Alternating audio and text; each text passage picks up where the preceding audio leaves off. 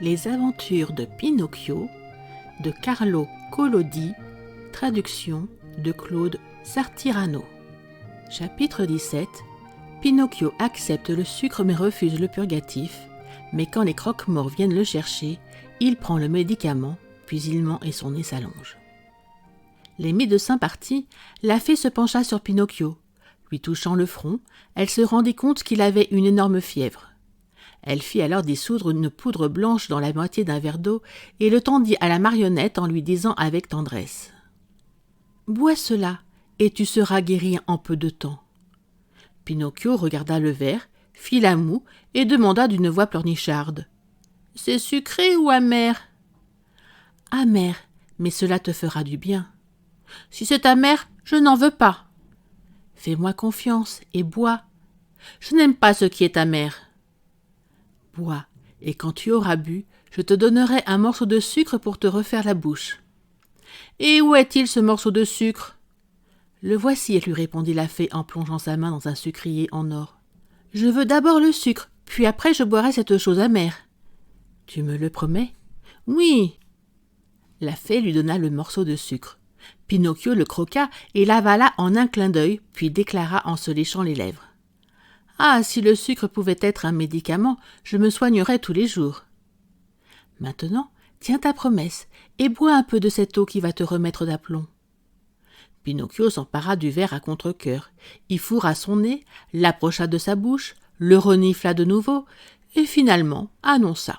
« C'est trop amer, je ne pourrai pas boire ça. »« Comment peux-tu le savoir puisque tu n'y as même pas goûté ? » ?»« Je l'imagine, je l'ai senti à l'odeur. Je veux encore du sucre, après je boirai. » Avec la patience infinie d'une vraie maman, la fée lui mit dans la bouche un autre morceau de sucre, puis lui présenta une nouvelle fois le verre. « Je ne peux pas boire dans ces conditions, » fit la marionnette en grimaçant de plus belle. « Et pourquoi ? » ?»« Parce que cet oreiller, là, sur mes pieds, me gêne. » La fée ôta l'oreiller.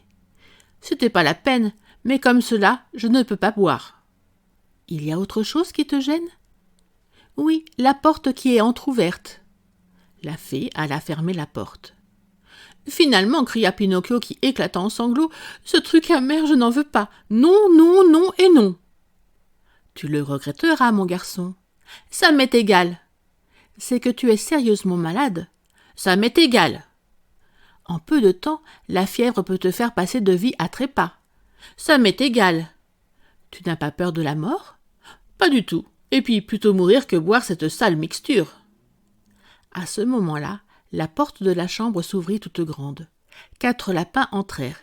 Ils étaient noirs comme de l'encre et portaient sur leurs épaules un petit cercueil. « Qu'est-ce que vous me voulez ?» hurla Pinocchio, effrayé, en se redressant sur son lit.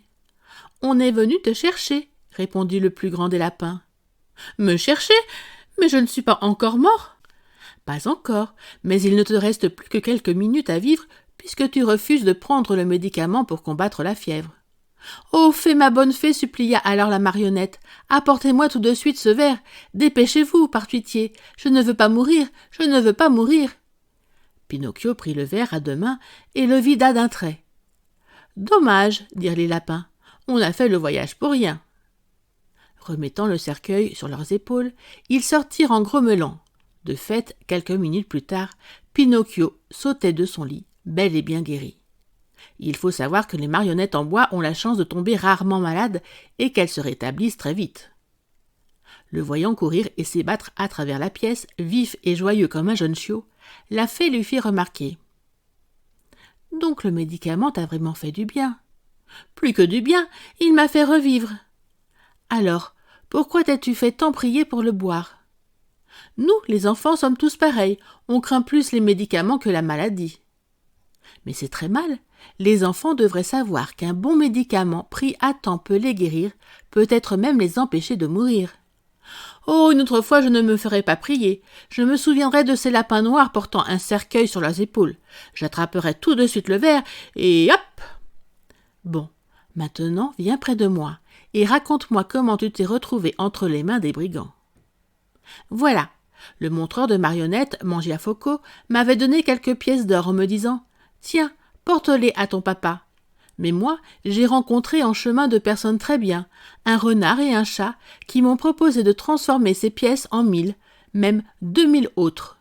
Ils m'ont dit « Viens avec nous, on t'emmènera au champ des miracles. » Et j'ai répondu « D'accord. » Après, ils ont dit « Arrêtons-nous à l'auberge de l'écrevisse d'or, nous en repartirons après minuit. » Mais quand je me suis réveillée, ils étaient déjà partis.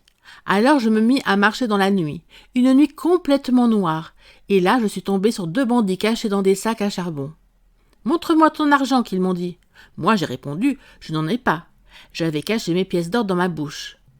L'un des brigands a voulu les prendre. Je l'ai mordu très fort et lui ai coupé la main. Mais quand je l'ai recraché, je me suis aperçu que c'était la patte d'un chat. Puis les bandits se sont mis à me courir après, et plus je courais, plus ils couraient. Ils ont fini par me rattraper et ils m'ont pendu par le cou à un arbre de ce bois en disant « Nous reviendrons demain quand tu seras mort. Tu auras la bouche ouverte et nous n'aurons plus qu'à prendre les pièces que tu caches sous ta langue. » « Ces pièces, questionna la fée, où sont-elles maintenant ? » « Je les ai perdues. » C'était un mensonge. Les pièces, Pinocchio les avait dans sa poche. Et il n'eut pas plus tôt menti que son nez déjà conséquent s'allongea immédiatement. « Et où les as-tu perdues ? » ?»« Dans le bois. » C'était un deuxième mensonge. Le nez de Pinocchio s'allongea encore plus. « Si tu les as perdues dans le bois, on va les chercher et on les retrouvera. Tout ce qui se perd dans ce bois se retrouve toujours. »« Ah oui, maintenant je me rappelle, » répliqua la marionnette qui s'embrouillait. « Les 4 pièces d'or, je ne les ai pas perdues. Je n'ai pas fait attention et je les ai avalées avec votre médicament. » À ce troisième mensonge, son nez grandit tellement que Pinocchio ne pouvait plus tourner la tête. S'il la tournait d'un côté, le nez rencontrait le lit ou les vitres de la fenêtre. S'il la tournait de l'autre, il se heurtait au mur ou à la porte de la chambre. Et s'il relevait tant soit peu la tête, il risquait de crever un œil à la fée. Celle-ci le regardait en riant. « Pourquoi riez-vous » s'enquit la marionnette, soucieuse et confuse à cause de ce nez qui n'arrêtait pas de croître. « Je ris de tes mensonges. »« Et comment savez-vous que j'ai menti ?»« Mon garçon, les mensonges se repèrent tout de suite. Il y a ceux qui ont les jambes courtes et ceux qui ont le nez long. À l'évidence, tes mensonges à toi font partie de la 2e catégorie. » Honteux, ne sachant plus où se cacher, Pinocchio essaya de s'enfuir de la pièce, mais il n'y parvint pas. Son nez était désormais si grand qu'il ne pouvait plus passer par la porte. Merci d'avoir écouté cette vidéo. Si cette vidéo vous a plu, vous pouvez vous abonner gratuitement à la chaîne Coin Livre Audio. N'oubliez pas de liker avec le pouce vers le haut. Vous pouvez aussi me laisser un commentaire. À bientôt.